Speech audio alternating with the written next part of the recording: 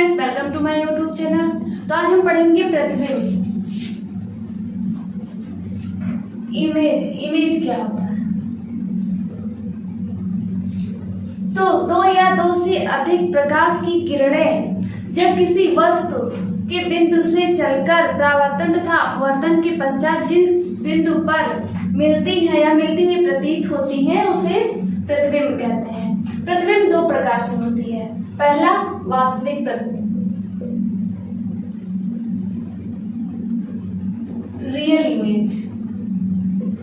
अब ये क्या होता है? तो यदि बिंदु वस्तु से चलने वाली प्रकाश की किरणें परावर्तन तथा अपवर्तन के पश्चात जिस बिंदु पर वास्तव में मिलती है वास्तविक प्रतिबिंब कहलाती है। अब वास्तविक प्रतिबिंब को पर्दे पर लिया जा सकता है।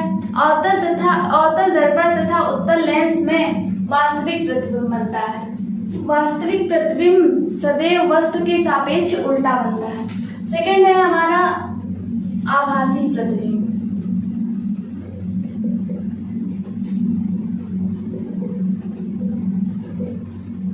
वर्चुअल इमेज, ये क्या होता है? तो यदि किसी बिंदु वस्तु से चलने वाली किरणें परावर्तन तथा अपवर्तन के पश्चात दूसरे बिंदु से निकलती हुई प्रतीत होती हैं उसे आभासी प्रतिबिंब कहते हैं। आभासी प्रतिबिंब सदैव वस्तु के सापेक्ष सीधा बनता है। आभासी प्रतिबिंब को पर्दे पर नहीं लिया जा सकता। समतल दर्पण द्वारा सदैव आभासी प्रतिबिंब बनता है। हमारा गोलीय दर्पण द्वारा प्रतिबिंब बनने के नियम। तो पहले हम एक अवतल दर्पण बनाते हैं। ये हमारा अवतल दर्पण M1 M2। दर्पण का ध्रुव P, मुख्य फोकस F तथा वक्रता केंद्र C। अब यदि कोई प्रकाश की किरण मुख्य अक्ष के समांतर आपतित होती है तो वह मुख्य फोकस से होकर गुजरेगी, और यदि कोई किरण वक्रता केंद्र से होकर गुजरती है तो वह उसी परावर्तित होकर उसी माध्यम में वापस लौट जाती है, उसी मूल मार्ग पर वापस लौट जाती है। और यदि कोई किरण मुख्य फोकस से होकर गुजरती है तो वह परावर्तित होकर मुख्य अक्ष के समांतर जाएंगी। अब ये था अवतल दर्पण में। उत्तल दर्पण में कैसे होता है? तो ये हो गया हमारा उत्तल दर्पण।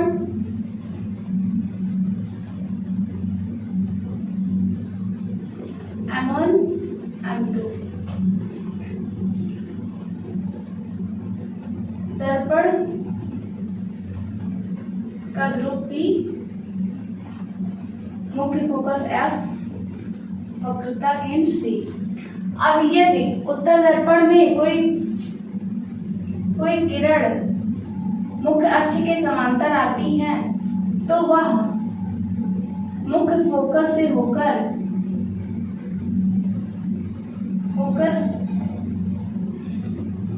वापस आती है, और यदि कोई किरण वक्रता केंद्र से जाती है तो वह उसी मूल मार्ग में वापस आ जाती है, और यदि कोई किरण मुख्य फोकस से होकर जाती है तो वह मुख्य अक्ष के समांतर होती है। के लिए अवतल दर्पण द्वारा बने प्रतिबिंब। जब वस्तु अनंत पर होती है तो प्रतिबिंब की स्थिति मुख्य फोकस पर बनता है तथा प्रतिबिंब का आकार बिंदु आकार के बराबर ही होता है। प्रतिबिंब की प्रकृति वास्तविक तथा उल्टा।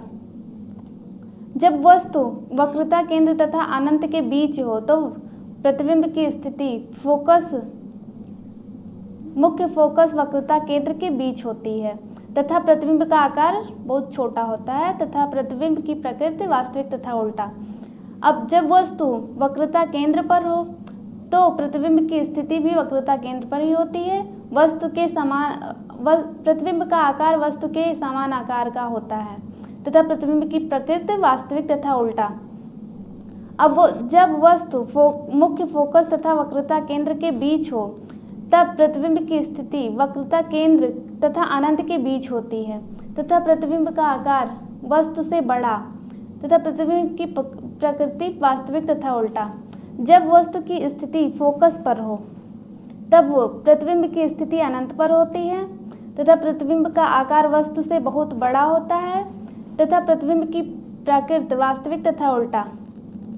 जब वस्तु दर्पण के ध्रुव तथा फोकस के बीच होती है तब प्रतिबिंब की स्थिति दर्पण के पीछे तथा प्रतिबिंब का आकार वस्तु से बड़ा तथा प्रतिबिंब की प्रकृति आभासी तथा सीधा होता है। वस्तु की विभिन्न स्थितियों के लिए उत्तल दर्पण द्वारा बने प्रतिबिंब। वस्तु की स्थिति जब वस्तु अनंत पर होती है तो प्रतिबिंब की स्थिति मुख्य फोकस पर दर्पण के पीछे बनता है। प्रतिबिंब का आकार अत्यधिक छोटा होता है तथा प्रतिबिंब की प्रकृति आभासी तथा सीधा होता है। वस्तु की स्थिति अनंत तथा दर्पण के ध्रुव के बीच किसी भी स्थान पर वस्तु रखी हुई होती है तो प्रतिबिंब की स्थिति ध्रुव तथा फोकस के बीच दर्पण के पीछे बनता है। प्रतिबिंब का आकार वस्तु से छोटा होता है तथा प्रतिबिंब की प्रकृति आभासी तथा सीधा होता है। अवतल दर्पण का उपयोग।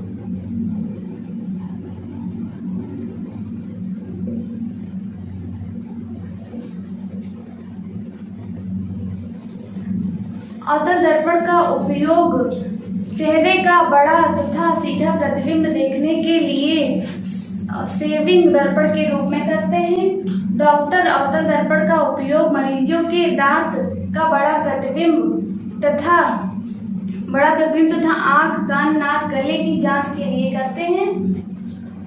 अवतल दर्पण का उपयोग टार्च, सर्च लाइट, मोटर कारों तथा रेलवे इंजन में प्रकाश का शक्तिशाली किरण पुंज प्राप्त करने के लिए किया जाता है। अवतल दर्पण का प्रयोग सौर भट्टियों में सूर्य के प्रकाश को केंद्रित करने के लिए किया जाता है। अब उत्तल दर्पण का उपयोग।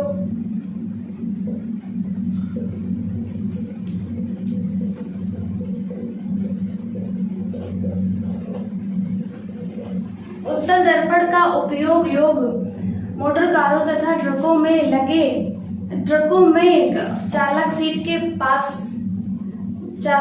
के पास लगाया जाता है जिससे चालक अपने पीछे आ रहे वाहनों को देख सके और अपनी गाड़ी सुरक्षित चला सके। उत्तल दर्पण का प्रयोग सड़कों तथा बाजारों में प्रकाश लैंप में परावर्तक तल के रूप में लगाया जाता है जिससे प्रकाश अधिक क्षेत्र में फैले। नेक्स्ट है हमारा आवर्धन।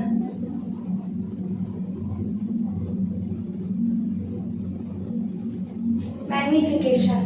अब आवर्धन क्या होता है? दर्पण द्वारा बने किसी वस्तु की प्रतिबिंब की लंबाई तथा वस्तु की लंबाई का अनुपात होता है जिसे प्रतिबिंब का रेखीय आवर्धन कहते हैं। जिसे m =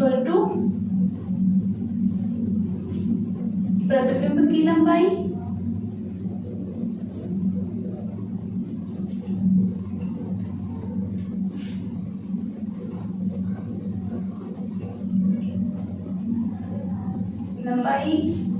I/वस्तु की लंबाई O।